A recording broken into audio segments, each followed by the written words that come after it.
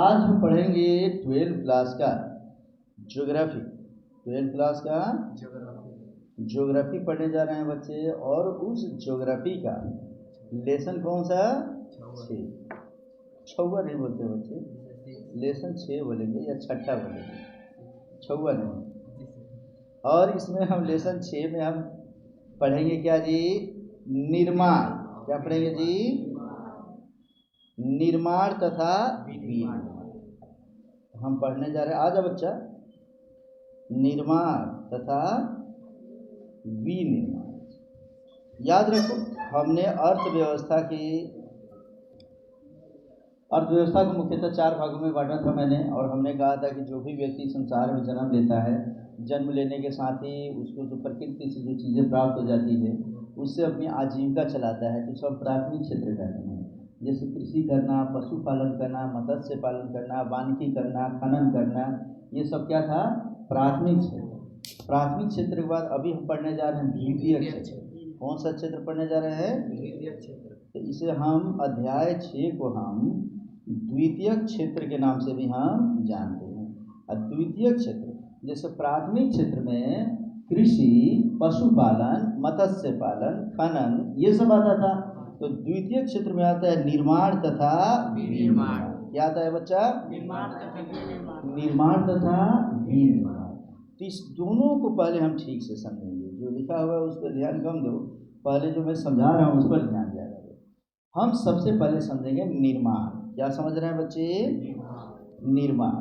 निर्माण का मतलब हुआ किसी भी पदार्थ का रूप अगर हम परिवर्तित कर दें तो उसे हम क्या कहते हैं?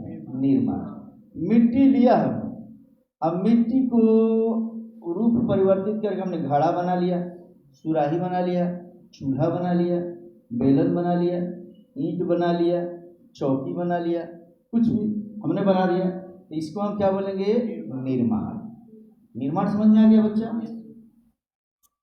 अब हमने क्या किया कि जैसे आलू, खेत में हमने आलू बुझाया और आलू को काट कर हमने चिप्स बना लिया, तो क्या हो गया? निर्माण। लेकिन किसी वस्तु का रूप परिवर्तित करके और दूसरा चीज हम इतना ज्यादा बनाए कि उसको बेच कर खूब पैसा कमाना शुरू कर दें, व्यवसाय के रूप में उसको ला दे, तो उसको कहते हैं विनिर्माण। क्या कहेंगे? विनिर्माण। जैसे हमने क्या किया कि मिट्टी ले लिया, अब मिट्टी का रूप परिवर्तित करके हमने क्या कर दिया? एक ईंट बना दिया, तो उससे कहेंगे निर्माण। लेकिन अब हम मिट्टी का रूप परिवर्तित करके इतना ईंट बनाने लगे कि उसको बेच कर हजारों में बेच कर खूब पैसा कमाने लगे, तो उसे क्या कहेंगे? विनिर्माण। तो निर्माण और विनिर्माण दोनों में अंतर समझ में आ गया?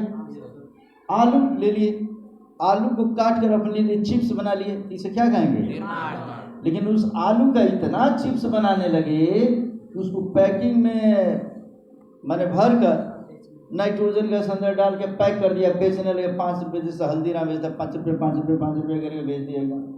हजारों पॉकेट, लाखों पॉकेट बेच के करोड़ों रुपए कमाना शुरू कर दिए। इसे हम क्या कहेंगे? तो निर्माण और विनिर्माण में अंतर समझ गए बच्चे? तो व्यक्ति जब जन्म लेता है, कुछ पढ़ा लिखा नहीं रहता, कोई भी ज्ञान नहीं है उसके पास, तो प्राथमिक क्रिया से अपना काम चला लेता है। कृषि करेगा, पशुपालन करेगा, ठीक है ना? जैसे हम खेती कर लिए, पशुपालन कर लिए, एक तो बकरी पाल लिए, एक तो मुर्गी पाल लिए, एक तो भैंस पाल लिए, तो इसको हम निर्माण में रखेंगे, माने प्राथमिक क्रिया में रखेंगे। अब इतना भैंस हम रख ले, आगे डेयरी उद्योग खोल दे, ट्रक का ट्रक एकदम समझो कि हम दूध क्या कर दें? सप्लाई करना शुरू कर दें, तो वो किस में आ जाएगा? समझ में आ रहा है? मछली पाल रहे हैं इतना ही कि हम समझो कि अपना खा सकें, तो उससे क्या कहेंगे? लेकिन इतना मछली का उत्पादन करना शुरू कर दें कि बेच कर एकदम शादी ब्याह में एकदम जबरदस्त बेचते हैं। आजकल खूब डिमांड भी चल रही है बच्चे, और उसमें समझो खूब पैसा कमाने लगे, तो उससे क्या कहेंगे? तो विनिर्माण में आदमी पैसा खूब ज़्यादा कमाता है। समझ में आ गया? प्राथमिक क्षेत्र में आदमी उतना ही कमा पाता है जितना ज़रूरत पड़ती है, लेकिन सबसे ज़्यादा पैसा कमाना होगा तो किस क्षेत्र में आना होगा? विनिर्माण। समझ में आ गया? अब हम पढ़ते हैं जैसे इसमें हमने दिया है कि देखो, उदाहरण के तौर पर पहले दिया कपास। कपास से हमने तंतु बना दिया। तंतु बना क्या बनाया? रेशा, धागा बना दिया। तो कपास से जब तंतु बनाएंगे, कम बनाएंगे, तो इसे निर्माण कहेंगे। और उस तंतु का प्रयोग करके इतना ज़्यादा कपड़ा बना ले कि कपड़ा बेच कर रेमंड की तरह, सिया राम की तरह एकदम खूब पैसे कमाने लगे, तो उसे हम क्या बोलेंगे? बीज। लौह अयस्क, जमीन के अंदर से हमने लौह अयस्क ले लिया, उससे कोई इस्पात में बदल दिया, और उस इस्पात में बदलेंगे तो ये हो गया निर्माण। और इस्पात का रूप परिवर्तित करके लगातार मशीन और औजार बनाना शुरू कर दिए, तो उसे हम क्या बोलेंगे? समझ में आ गया? अर्थात यही चीज़ अब मैं तुम्हें बताने जा रहा हूँ, भाषा में इसको समझो। विनिर्माण का अर्थ होता है उत्पादन। विनिर्माण का अर्थ क्या होता है जी?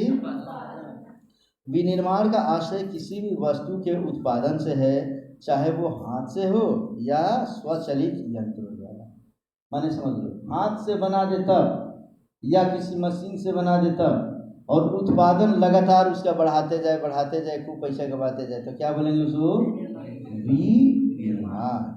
अब परिभाषा इसका दिया है, वे क्रियाएं जिसमें प्राथमिक उत्पादों को तकनीक का प्रयोग करके संशोधित किया जाता है और अधिक उपयोगी वस्तुओं में बदला जाता है, ऐसी प्रक्रियाओं को विनिर्माण उद्योग कहते हैं।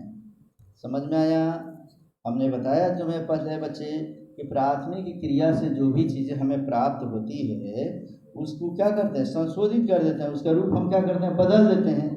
और बदलते हैं तो इतना बदल देते हैं बच्चे कि उससे माने समझो कि काफ़ी धन अर्जित होने लगे। तो इस प्रक्रिया को हम क्या कहते हैं? विनिर्माण उद्योग कहते हैं। जैसे कपास को सूती वस्त्र में उत्पादन करना। खेतों में जो कपास होता है बच्चा, रुई होता है, रुई का रूप बदल के जब हम सूती वस्त्र में कर देते हैं, तो रुई अगर बेचेंगे तो लोग नहीं लेंगे। अभी तुमको कह दें कि रुई ले जाओ एकदम 100 रुपये किलो अपने घर, तो सोचे कितना केजी ले जाएंगे? सोने के नहीं ले जाएंगे। और उसी कपड़ा बना देता, एक कपड़ा बना तो लूट मार देंगे सब। लड़कियों को देखते हो ना, ईद पड़ेगा तो अलग कपड़ा चाहिए, बकरीद में अलग कपड़ा चाहिए, शादी पड़ जाएगा ना, हल्दी लगाई में अलग कपड़ा चाहिए, एकदम दूल्हा आएगा तो अलग कपड़ा चाहिए, दुल्हन बैठेगी तो अलग कपड़ा चाहिए। इतना कपड़ा अगर सबको हजारों कपड़ा दे दिया जाए तभी सबको कम पड़ जाएगा बच्चे। माने कपड़े में रुई देंगे तो नहीं लेंगे सर, अब कपड़ा बना कर दे दिया जाता, लगातार रख लेंगे सब एकदम। चलो खाने के समय ये कपड़ा पहनेंगे, सोने के समय ये पहनेंगे, ये सब कपड़े एकदम। तो कपड़े को रूप में बदल दिया गया। तो ये विनिर्माण करने वाले सोचते हैं कि एक ही चीज अगर उसको सिंपल देंगे तो कोई लेने वाला नहीं है, तो रूप को बदल देता है, अब बदल के दे देते हैं तो सब खरीदना शुरू कर देते हैं। ऐसे उद्योग को हम क्या बोलेंगे बच्चे? विनिर्माण। कहता है कि उद्योग एक व्यापक शब्द है। अब पूछेगा कि उद्योग क्या है जी? उद्योग एक व्यापक शब्द है, इसे विनिर्माण के पर्यायवाची के रूप में भी देखा जाता है। मतलब विनिर्माण को उद्योग के रूप में हम क्यों देखते हैं? क्योंकि उद्योग में क्या करते हैं बच्चे, कई सारे मशीन लगा लेते हैं, वस्तु का उत्पादन बढ़ा देते हैं, मशीनों का उपयोग करने लगते हैं, तो इसे ही हम उद्योग कहते हैं। अब विनिर्माण में भी क्या होता है जी? नया नया चीज़ बनाने के लिए, पैसा कमाने के लिए मशीन का प्रयोग करके रूप परिवर्तित करते हैं, तो उसको भी हम क्या बोलते हैं? विनिर्माण। अर्थात विनिर्माण और उद्योग दोनों क्या है जी? पर्यायवाची शब्द, एक दूसरे के पर्यायवाची। अब इसमें आगे हम पढ़ रहे हैं बच्चे कि आधुनिक बड़े पैमाने पर होने वाले विनिर्माण की विशेषताएं बताएं। अगर कहे विनिर्माण की विशेषता बताएं, कहे उद्योग की विशेषता बताएं, तो घबराना नहीं, यही लिख लेना है। तो आजकल के ज़माने में जो विनिर्माण हो रहा है उसकी विशेषता क्या है जी? तो नंबर 1, कौशल का विशिष्टीकरण, अर्थात उत्पादन की विधियाँ। आज टेक्नोलॉजी अलग अलग इस्तेमाल किए जा रहे हैं बच्चे। अब देख लो, अभी इतने से आगे की लड़कियां जो भी है सब रोटी बनाने के लिए, शादी भी पड़ेगा रोटी बनाने लगी। गांव में 10 महिलाएं बैठ जाएगी, एकदम खूब रोटी बनाना है, घर के सब लोगों को रोटी दूध खिला देना है। और तब तक वो पीछे से कोई लड़की आएगी एकदम मुंबई दिल्ली कलकत्ता मद्रास बोल के, हम लोग बैठ के रोटी बनाने वाले नहीं है, मशीन खरीद के लाए हूँ मैं। वो मशीन लगाएगी, आटा डालेगी, पानी डालेगी, वो आटा पानी आपस में उसको गूँथ देगा और वहीं से वो लोइया वगैरह जिसको बोलते हैं हम लोग, वो कट के निकलेगा, एकदम रोटी तैयार है खटाखट। 1 घंटे में हज़ारों रोटियां निकल जाती है बच्चे। कभी तुम जानते हो, कभी गुरुद्वारे पे जाते हो तुम लोग, कई जगह भंडारा जहाँ लगता है वहाँ जाओगे तो सबको रोटी मिल जाती है। कैसे मिलती है वो? उसी मशीन से, मशीन के द्वारा।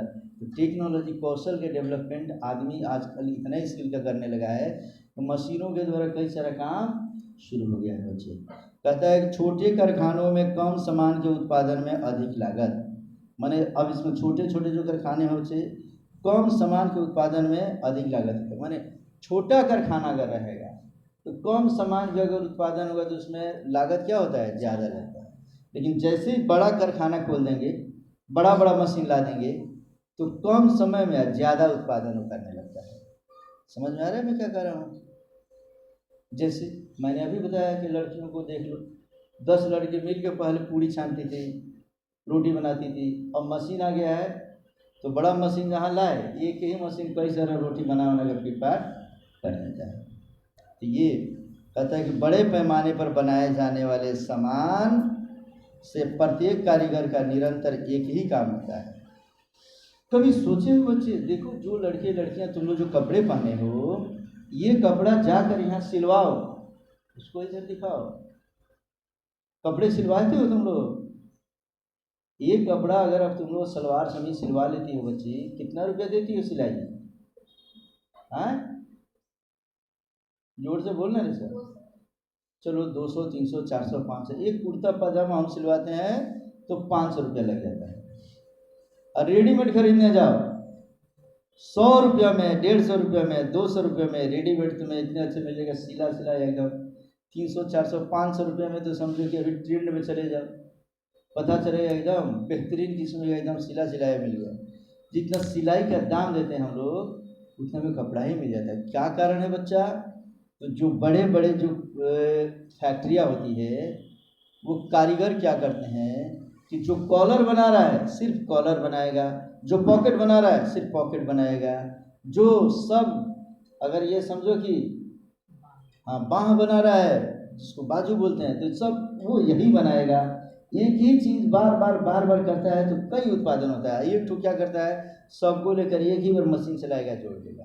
अर्थात एक कारीगर गांव में सामान्य तौर पे अगर कोई व्यक्ति अगर 1 घंटा में अगर बना रहा है तो 1 घंटा में वहाँ पर समझो कि 1000 कपड़े तैयार कर दिए जाते हैं। इसीलिए समझो कि उनका लागत कम लगता है और रेडीमेड सामान हमको सस्ता मिल जाता है। समझ में आ रहा है ना जी? तो कहता है अब दूसरा है यांत्रिकरण। माने ये सब काम विनिर्माण में हमें सहयोग करता है क्या? यंत्रीकरण। यंत्रीकरण का मतलब क्या समझते हैं? मशीनीकरण। मशीन ऐसे ऐसे आ गए हैं बच्चे कि घंटों का काम मिनटों में कर देता है। समझ में आ गया बच्चे?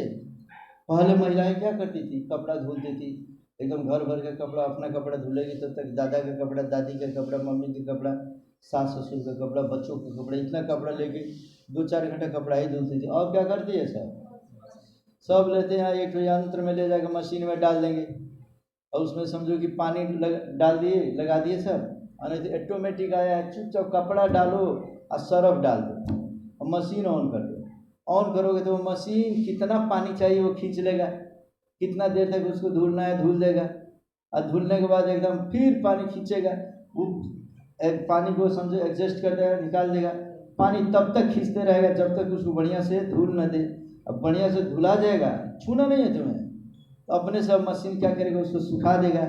और जब सुखा देगा तो लगेगा टें टें टें टें बोलने लगेगा। तो तुम जाओ तो निकाल लो, और नहीं तो छोड़ दो, ऐसे ही जाओ नौकरी करके आओ तब उसको निकालो, कोई टेंशन नहीं। तो मशीनों का प्रयोग इतना बढ़ गया बच्चे कि आदमी धीरे धीरे एकदम मशीन होते चला जा रहा है। समझ में आ गया बच्चा? वही कहता है कार्य को पूर्ण रूप से करने के लिए मशीनों का प्रयोग किया जाता है। विनिर्माण में ये सब काम होता है, ठीक है ना जी? और स्वचालित यंत्रीकरण को विकसित व्यवस्था की जा रही है। स्वचालित ऑटोमेटिक जिसको मैंने बोला, बिल्कुल सब ऑटोमेटिक है बच्चे। अब कुकर भी ऐसा ऐसा आ गया है बच्चे, एकदम रख दो अपने से फिट हो जाएगा, अपने से खाना वाना बनाकर फिट कर लेता है सर। और जब बन जाता है तो उसका जो लाइट है वो भी क्या हो जाएगा, अपने से बंद हो जाएगा बच्चे। ऐसे ऐसे ऑटोमेटिक चूल्हा आ रहा है कि तुम्हें ऑन करने की ज़रूरत नहीं है बच्चा, कुकर जैसे ही ऊपर रखोगे गैस जलने लगता है, और कुकर हटाओगे गैस अपने से बुझ जाता है, लाइटर की भी जरूरत नहीं है बच्चे। और ये गोपालीगंज में मिल जाता है। समझ में आ गया? टेक्नोलॉजी अंदाजा लगा लो कितना डेवलप हो गया है बच्चे। चलो आगे पढ़ते हैं हम लोग। अब इसमें कहता है कि विनिर्माण में अगला काम क्या होता है बच्चे, तो प्रौद्योगिकी नवाचार, माने नए नए इनोवेशन हो रहे हैं। अब प्रौद्योगिकी माने इंफॉर्मेशन टेक्नोलॉजी, साइंस का, कंप्यूटर का। कहते हैं गुणवत्ता को नियंत्रित करना। पेंट, इसको हम कह सकते हैं, पेंट पहले लेकर कारीगर क्या करता था, मिलाता था, white colour, red colour, blue colour, ऐसे करके से मिलाता था, अब कलर बनाता था। अब क्या करोगे, कंप्यूटर में मिला दो, और जाओगे अभी पेंट खरीदने के लिए, वो कंप्यूटर पे मिला देगा, और वो कंप्यूटर पे क्लिक करेगा, अब मशीन उतना उतना पेंट लेके मिला के पेंट के तुमको दे। इसे कहते हैं प्रौद्योगिकी नवाचार। कहता है अपशिष्टों का निस्तारण, अदक्षता की समाप्ति, प्रदूषण के विरुद्ध संघर्ष, ये सभी काम विनिर्माण में हो रहे हैं। माने अपशिष्टों का निस्तारण, जो बेकार चीज़ें होती निकल जाती है, अदक्षता की समाप्ति। अब यदि व्यक्ति कोई दक्ष पूरा नहीं है, सिर्फ मशीन ऑन कर देना है, ऑफ कर देना है, बुड़बक आदमी है, पढ़ा लिखा नहीं है, और उसको समझो कि कपड़ा साफ कर लेना है, क्या करेगा, खाली कपड़ा डाल के सर्फ डाल के स्विच ऑन कर देगा, सब काम हो गया बच्चा। प्रदूषण के विरुद्ध संघर्ष, ये भी आ जाता है उसमें। अगला विनिर्माण में अगला काम क्या होता है जी, संगठनात्मक ढांचा का स्तरीकरण। ये चीज़ें हम इसमें थोड़ा सा जानेंगे बच्चे। कहता है कि आधुनिक निर्माण की विशेषताएं क्या है। माने आधुनिक काल में जो निर्माण होती है उसकी विशेषता क्या है। हम अभी जो निर्माण कर रहे हैं उसमें क्या करते हैं, एक जटिल प्रौद्योगिकी, यानी अभी के समय में मैंने समझो कि जो इंफॉर्मेशन टेक्नोलॉजी आईटी का हम इंस्ट्रूमेंट से उपयोग करते हैं वो जटिल है। अत्यधिक विशिष्टीकरण एवं श्रम विभाजन के द्वारा कम प्रयास एवं अल्प लागत से अधिक माल का उत्पादन करना। अब आधुनिक निर्माण की प्रक्रिया इसलिए होती है कि मेहनत कम है, समझ में आ रहा है ना जी, अब पैसा भी कम लग रहा है, अब माल का उत्पादन ज़्यादा हो जा रहा है। समझ में आ रहा है बच्चे। पहले किसी चीज़ को मान लो कि 5 क्विंटल का कोई अलमीरा ही है, और उसको निचले फ्लोर से 5वें फ्लोर पे लेके जाना है। या गांव में पहले देख लो बच्चे, टाट वगैरह बनता था, या किसी का घर बनता था, तो सस्ती वगैरह कड़ी वगैरह ऊपर चढ़ाने के लिए गांव भर के लोग आते थे। या गांव में पहले टाट का पहले छत होता था, झोपड़ी, तो उसको लगाने के लिए हम लोग क्या करते थे, गांव भर के मोहल्ले भर के लड़के इकट्ठे होते थे, 20-25 एक ही बार उठा के टांग के ले जाकर होता था। अब क्या होता है बच्चे, एक तो किरान मंगाओ, अकेले पकड़ेगा 4 जगह बांध उठा के ले जाकर वहाँ रख दो, 5 मंजिल 10 मंजिल कहीं पर भी छोटा से बड़ा किरान उपलब्ध है बच्चे। तो ये मशीनीकरण के प्रयोग से लागत कम लगता है, उत्पादन ज़्यादा हो रहा है। आधुनिक निर्माण। अच्छा, अब विनिर्माण में का अगला टॉपिक क्या है जी, तो विनिर्माण के लिए अधिक पूंजी की जरूरत होती है। विनिर्माण, अगर यदि हम चाहते हैं कि हम उद्योग धंधा करें तो उसमें हमारे पास पैसा क्या होना चाहिए, ज़्यादा होना चाहिए। ज़्यादा पैसा होगा तभी ना हम लोग कंपनी के मालिक बनेंगे जी। और अगला क्या होना, बड़े संगठन होने चाहिए। अकेले यदि तुम चाहो कि हम कंपनी खोल दे तो खोल पाओगे क्या बच्चे, नहीं खोलोगे। तो इसलिए एक संगठन बनाना पड़ता है, संगठन से ही धन ज़्यादा अर्जित किया जा सकता है। मान लो जेडी सर तुम लोगों को पढ़ाते हैं, तो मैं अकेले पढ़ाता हूँ, तो मान लो कि यहाँ 50, 100, 150, 200 बच्चे होंगे, और यदि मैं एक संगठन बना लूँ, 5-10 आदमी का संगठन बना लूँ, सब आदमी, कोई मीडिया प्रभारी हो जाएगा, कोई प्रचार प्रसार करते रहेगा, कोई बच्चों का एडमिशन लेगा, कोई 2-4-5 आदमी क्लास लेंगे, कोई आदमी यहाँ 20 टैग खूब बढ़िया एकदम करके रखेगा, हाई फाई करके स्टैंडर्ड करके आते एक गिलास पानी तुम्हें पिलाएगा, तो तुम लोग सोचो बड़ा VIP कोचिंग है, चलो वहीं पर चलते हैं। तो संगठन से विनिर्माण जो होता है क्या होता है, मजबूत होता है। समझ में आ गया। उद्योग धंधा खोलने के लिए भी हमें एक आदमी का नहीं बल्कि कई सारे लोगों का संगठन बनाना पड़ता है। और एक इसमें आता है विनिर्माण उद्योग में प्रशासकीय अधिकारी वर्ग। हमें एक प्रशासकीय अधिकारी वर्ग भी रखना पड़ता है। कंपनी हम खोल दिए, अब बगल वाला आके कह रहा है कि हम आपका कंपनी चलने नहीं देंगे, तो उस व्यक्ति को भी कब्जे में लेकर प्रशासन से मिलकर बातचीत करके ऐसे ऐसे इलीगल पर्सन को हटाने का काम भी करना पड़ता है। तो ये सब चीज़ें होती है बच्चे। अब कहते हैं इसमें से कि विनिर्माण उद्योग में अनियमित भौगोलिक वितरण होता है। छोड़ो, अर्थात मुख्य संकेंद्रण कुछ ही स्थानों तक सीमित है। अनियमित भौगोलिक वितरण का मतलब ये हुआ बच्चे, यदि हम चाहें कि सभी जगह उद्योग धंधा खोल दे तो क्या खोल सकते हैं? नहीं खोल सकते। उद्योग धंधा खोलने के लिए हमारे पास कुछ आवश्यक शर्तें होती हैं, जिसको हम अगले प्रश्न में पढ़ रहे हैं। तो उद्योगों की स्थिति को प्रभावित करने वाले कारक, माने कौन कौन कारक आपके पास रहेगा, अनुकूलिय परिस्थितियाँ अनुकूल रहेगी कि आप समझो कि उद्योग खोल सकते हैं। तो उसके लिए क्या क्या रहेगा तो हम उद्योग खोल सकते हैं? इसको देखो, कहता है उद्योगों की अवस्थिति को प्रभावित करने वाले निम्नलिखित कारक। पहला, बाजार तक अभिगम्यता, माने उद्योग जब भी हम खोलेंगे बच्चे तो ऐसे जगह पे खोलेंगे जिसके आसपास बाजार हो, ऐसे जगह खोलेंगे जहाँ यातायात का साधन हो, ऐसे जगह उद्योग खोलेंगे जहाँ कच्चा माल आसपास के क्षेत्रों में मिल जाए, ऐसे जगह उद्योग खोलेंगे जहाँ बिजली की सुविधा हो, ऐसे जगह उद्योग खोलेंगे जहाँ सस्ते मजदूर मिल जाए। ये सब व्यवस्था रहेगी तो भी उद्योग खोलेंगे जी। और मान लो ऐसी जगह खोल दिया वहाँ बगल में बाजारें नहीं है, तो हम माल उत्पादन करके बेचेंगे कहाँ?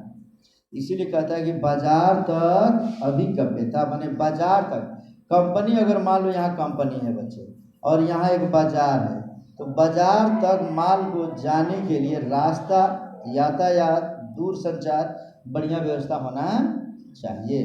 इसलिए कहते हैं उत्पादित माल के लिए उपलब्ध बाजार, जिस क्षेत्र में उत्पादित माल के लिए उपलब्ध बाजार, जिस क्षेत्र में समझो कि कंपनी खोला जाए उसके आसपास में बाजार होना चाहिए। दूसरा क्या, जिस क्षेत्र में उत्पादक है वहाँ के लोगों को खरीदने की क्षमता हो, माने माल का उत्पादन कर देना ही चालाकी नहीं है। मान लो तुम पतल उद्योग खोल दिए, अब पतल उद्योग खोल लिए, अब पतल का खपत करने के लिए बाजार ही नहीं है, तो खाली उत्पादन कर देने से काम चल जाएगा? बाजार भी होना चाहिए। तो कहते हैं कच्चे माल की प्राप्ति तक अभिगम्यता। दूसरी बात कि हम यहाँ एक तो कि हमारे यहाँ माल जो बन जाता है उसको हम वहाँ तक लेकर जाए जहाँ तक बाजार है। दूसरी बात, जब भी हम कोई कंपनी खोलेंगे तो ये सोचेंगे कि कच्चा माल जिस खेत में है या जहाँ है वहाँ से हमारे कंपनी तक लाने में भी कोई दिक्कत न हो। इसीलिए कहा गया है क्या, यहाँ देखो कि कच्चा माल अपेक्षाकृत सस्ता व सरलता से परिवहन योग्य, माने आसानी से और कम खर्च में हमारे पास आ जाए। अगला क्या, श्रम आपूर्ति तक अभिगम्यता, मतलब श्रम का महत्वपूर्ण योगदान हो, कुशल श्रम की आसानी से उपलब्ध हो। श्रम आपूर्ति, यदि हम कोई कंपनी खोलते हैं बच्चे, हम मान लो उसमें कुशल श्रमिक मिलते हैं। एक आदमी एक्सपर्ट है, मानो कि हम चाय बनाने वाला चुकला, मिट्टी का भांड जो होता है उसी को बनाने का कंपनी खोल दिया, तो जो पुराना कारीगर है जो कभी ये सब काम किया है उसको लाएंगे तो दिन भर में वो हज़ारों बना देगा। और नए अगर हम में से किसी को चुन कर ला दिया जाए कि आप, हम कहते हैं 100 रुपये कम ही दे दीजिए, हमको ले चलिए, तो हम लोग करेंगे तो क्या करेंगे जी? दिन भर मुश्किल से 100-200 बनाएंगे, कोई तो तोड़ेंगे फोड़ेंगे और उसी में परेशान रहेंगे। ये ज़रूरी नहीं कि हम कितना घंटा काम कर रहे हैं। कुशल श्रम का मतलब हुआ कि कम समय में अधिक उत्पादन वो कर सके। अब इसके साथ विनिर्माण में अगला महत्वपूर्ण टॉपिक है सरकारी नीति। सरकार से जो नीति होती है बच्चे, वो भी हमारे लिए अनुकूल होना चाहिए। सरकार अगर कहती है कि भाई इस मुद्दे पे पॉल्यूशन करा लेना है, इस मुद्दे पे ठीक रहिएगा तब मैं आपके प्रोडक्ट को मार्केट में लॉन्च करने दूंगा, नहीं तो नहीं करने दूंगा, तो हमें उस पर भी ध्यान रखना होगा। अर्थात कोई कंपनी खोलना हो बच्चे तो उसके लिए हमें क्या करना पड़ता है, सरकार से स्वीकृति लेनी पड़ती है। आ रहे समझ में ना? अरे गाड़ी खरीदते हैं तो सरकार से एक तो सर्टिफिकेट लेते हैं ना जी, आईटीओ से जाते हैं, गाड़ी का कागज़ लेते हैं। कंपनी भी खोलना हो, स्कूल भी खोलना हो, कोचिंग भी खोलना हो, तो सरकार से हमें अनुमति लेना पड़ता है। समझ में आ गया? तो ये टॉपिक हमारा समाप्त हुआ। अब एक अगला क्वेश्चन है कि विनिर्माण उद्योग का वर्गीकरण करें।